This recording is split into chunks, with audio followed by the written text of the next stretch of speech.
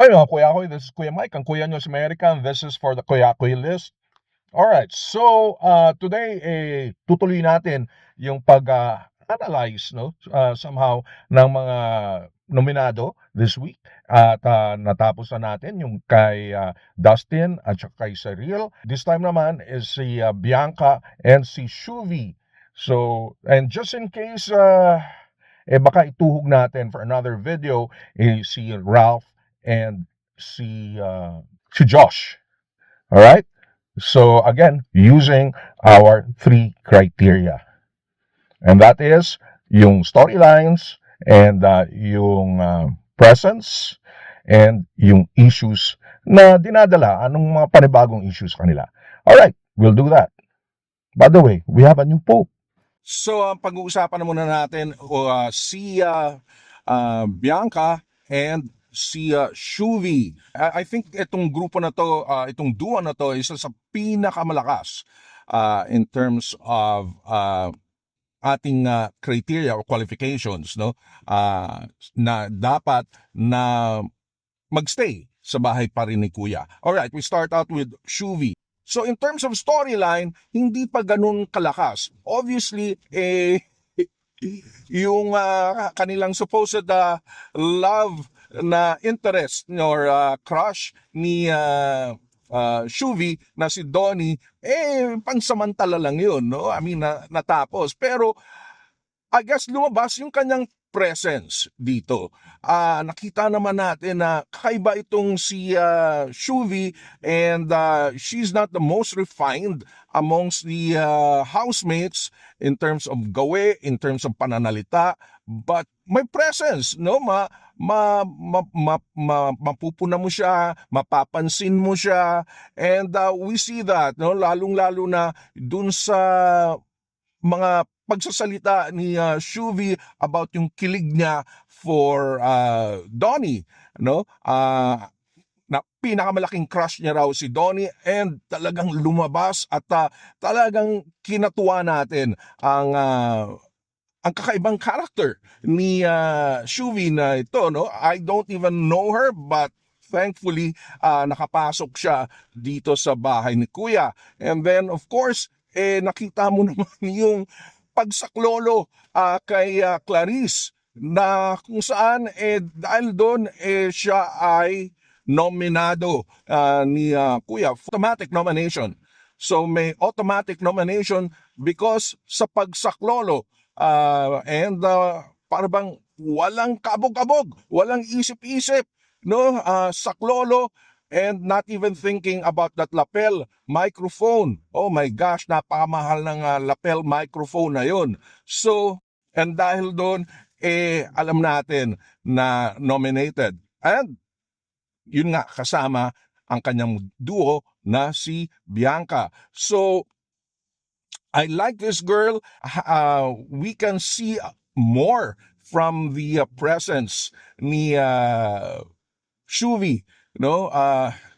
Matutuwa tayo, baka mainis tayo, pero this girl probably right now has the, aside from Esnir and Klang, pinakamalakas yung presence ni Shuvi. Now, in terms of yung kanyang issue, parang wala pang isyong lumalabas. Oh, well, in a way, you know, yung tungkol sa dad niya, and pero we know marami na ring kwentong mga ganito. So, pinakamalakas pa rin si Shuvi sa kanyang presence, and most likely, I'm sure marami sa inyo would like to retain Shuvi. And then, ang kaduo niya ay si Bianca. Alright, so again, this girl has presence, no? Lalong-lalo na nung hindi pa sila love team or na may ka-love interest itong si Bianca. Kitang-kita mo yung kanyang pagiging bubbly, yung kanyang pagiging smart, at pagiging really ikatutuwa mo, no? Parang ala Ann Curtis in the making. Pero yun nga, nagkaroon rin siya ng storyline. So kumaga, kuha niya yung presence, Pero ngayon, because of that storyline, naging mas tahimik, mas maayos, pa-demure si ating Bianca, lalo na kay Dustin. So, it was very interesting. Pero marami, alam ko, nauumay kayo sa love story. Pero yun nga, the love story somehow hindi siya nagkaroon ng movement, no? For the last few days until ito nga na para bang nagkakagulo si Bianca at si Dustin kung ano ba talaga ang status nila. Ngayong nominado silang pareho.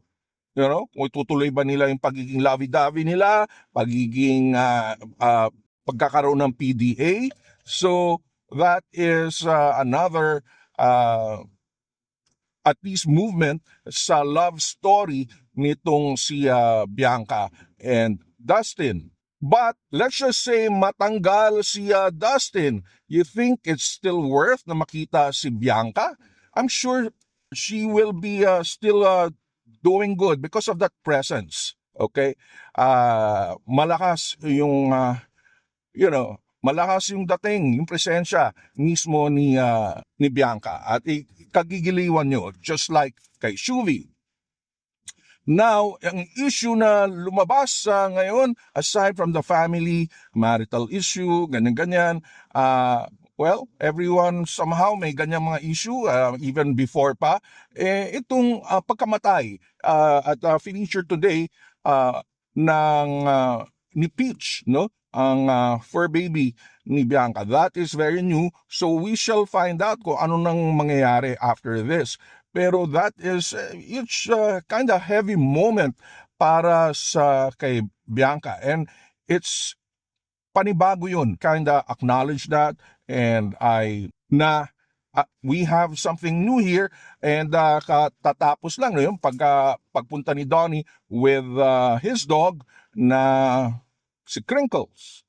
So ngayon naman natuon sa mga pets nila. So I think itong dalawang ito, Shuvi and Bianca, good for them na hopefully mag-stay pa rin sa bahay ni Kuya.